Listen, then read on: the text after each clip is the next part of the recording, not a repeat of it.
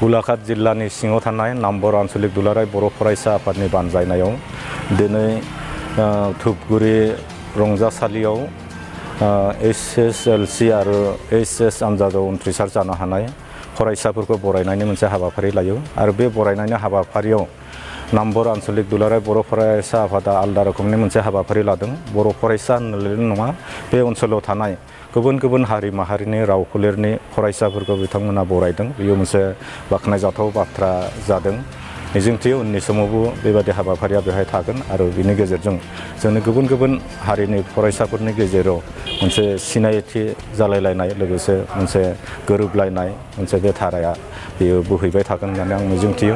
दिनैनि बे हाबाफारियाव गासै 60नि बांसिन फरायसाफोरखौ बरायनाय जादों। बेनिनो गोबाङा डिस्टिंसन मोननाय आरो फार्स्ट डिभिजन मोननाय फरायसाफोर दङमोन आरो गोबाङानो दिनै फरायसाफ्रा बुंनानै लादों साफा साफा माने अफिसार जानाय, साफा साफा IPS SS अफिसार जानाय आरो गोबाङानो आर्मि अफिसार जानाय, गोबाङा डक्टर जानाय, गोबाङा प्रफेसार जानाय बेबादि बे बाथ्राफोरखौ खोनानानै मोजां मोनदों। आं बेनिखायनो बुंदों जे जोङो जेब्लायबो बे ओनसोलफोरखौ गोग्लैसोनाय ओनसोल बुङो, बेनिफ्राय मोजां जोङो फिथाइ मोननो हाया होननानै दिनैनि समाव बर' फरायसाफ्रा बा दिनै बरायजानाय फरायसाफ्राथ' बेबादि गोसो लानानै आवगायनो सिगांदों। बेनि थाखाय आं बिसोरखौ साबायखर जासियो, बिथांखौ आं हामलायनाय जासिदों।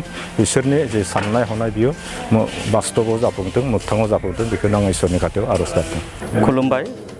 दिनै जोङो नामबर आन्चलिक बर' फरायसा आफाद जानानै जोङो बे ओनसोलनि गासै फरायसा फरायसुलिफोरखौ जोङो बोसोरफ्रोमबो जों खुंबोबाय थानाय बायदि, मान बावबोबाय थानाय बायदि देग्लायबो जोङो बिथांमोनखौ मान बावनो नागिरदों बा दिनै मान बावनो लाहार फाहार खालामदों। बेहाय जोङो दिनै नैबे खोथाखौनो जों मेसेज होनो नागिरदों जे जोङो दिनै नामबर आन्चलिक बर' फरायसा आफादा 22 बोसोर जाबाय दिनैनिफ्राय नैबे हाबाफारिखौ लानाया। बेहाय गिबि हाबाफारि हिसाबै आं बेहाय मख'नो नागिरगोन जे जोंनि नामबर ओनसोलनिनो गलाघाट जिल्लायाव मोनसे समाव थुनलाइ नेहाथारि महरै खामानि मावबोनाय मानगोनां महेश्वर बसुमतारी, सुलेन खाख्लारि, जयन्त बसुमतारी मोननि दैदेननायाव 2000 सनावनो बिथांमोना नैबे मान बावनाय हाबाफारि, बरायनाय हाबाफारिखौ लादोंमोन। बेखौनो जों बिथांमोनखौनो नोजोर होनानै दिनै नामबर आन्चलिक बर' फरायसा आफादा बे हाबाफारिखौ बोसोरफ्रोमबो खुंबोगासिनो दङ आरो खुंलांगासिनो दङ।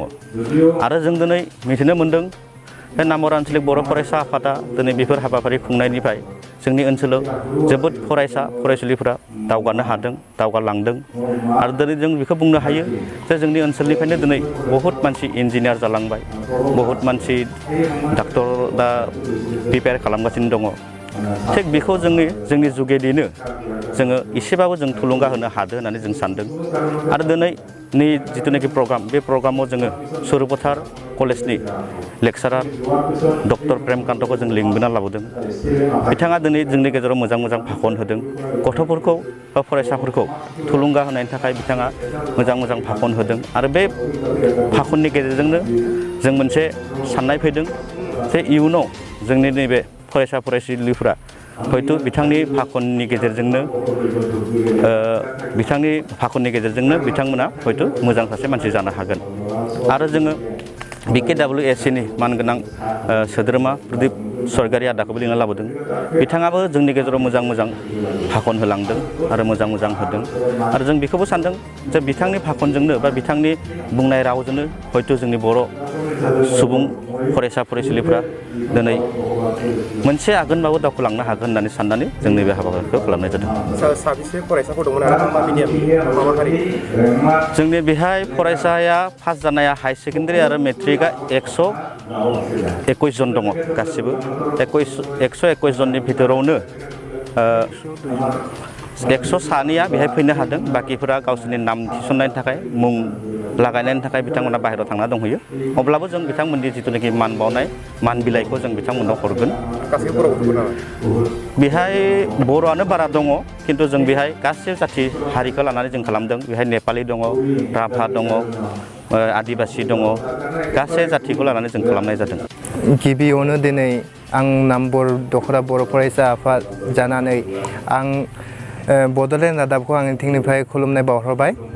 दिनैनि हाबाफारिया जाबाय जोंनि नाम्बर ओनसोलाव जेसेबां स्टुडेन्ट दं हाई सेकेन्डारि आरो मेट्रिक आनजादाव पास जानाय बेफोरनि थाखाय जों बरायनाय हाबाफारि लादों।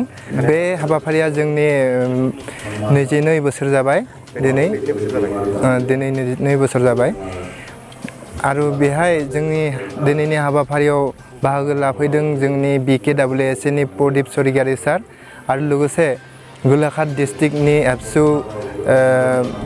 प्रेसिडेन्ट आफादगिरि नीलेश्वर बर्मा सार आरो जोंनि सुरुफोथार कलेजनि प्रफेसार डक्टर प्रेमकान्त सार आरो लोगोसे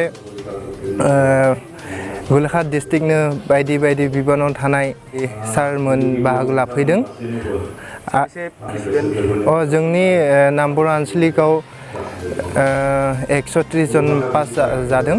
सब बर' मिडियाम नङा, गासिबो हारसा दं, बर' इंलिश मिडियाम आरो गासिबो जेसेबां जोंनि नाम्बर आनसलिकआव जेसेबां हारिनि मानसि दं गासैनिखौबो जों लाजोबदों।